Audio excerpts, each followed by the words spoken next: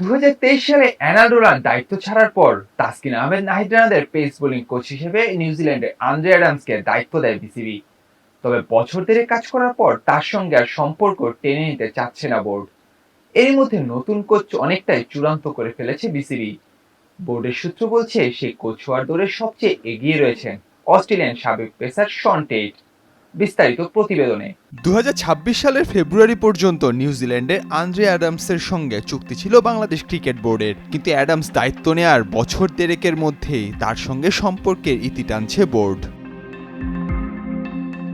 Kiwi Andre অ্যাডামসের পরিবর্তে pace bowling coach খোঁজা হচ্ছিল অনেকদিন ধরেই। পাকিস্তানের ওমর গুল এবং অস্ট্রেলিয়ার শন টেইট যে কেউ হতে পারেন টাইগারদের পরবর্তী ফাস্ট বোলিং কোচ, এমনটাই চাউট হয়েছিল ক্রিকেট আঙ্গনে। এমন খবর বের হওয়ার কয়েক মাস ধরে সেটি চলছিল, কিন্তু একটা পর্যায়ে এসে বিষয়টি থমকে গিয়েছিল। হ্যাঁ না, কোনো কিছুই শোনা যাচ্ছিল না। কিন্তু হঠাৎ করে বাংলাদেশ দলের ফাস্ট বোলিং কোচের ইস্যুটা আবার সরব হয়েছে। গত দুদিন শেরে বাংলায় পেস বোলিং কোচ নিয়োগ নিয়ে আবারও পর্যালোচনা চলছে।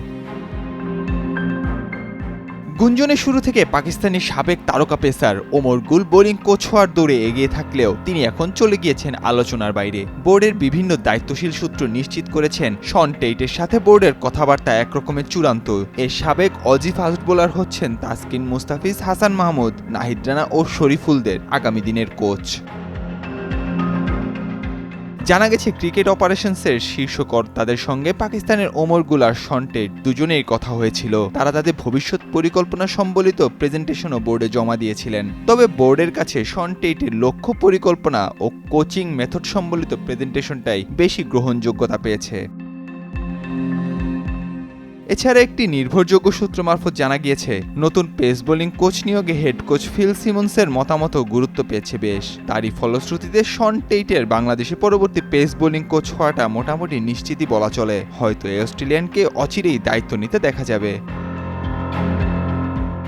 কবে নাগাদ দলের দায়িত্ব বুঝে নেবেন টেইট সেটি স্পষ্ট করে কেউ না জানালেও ধারণা করা হচ্ছে সবকিছু ঠিক থাকলে আরব আমিরাত সিরিজের পর দলের দায়িত্বভার আনুষ্ঠানিকভাবে বুঝে নেবেন তিনি। নাহিয়ান আরেফিন, নয়া দিগন্ত।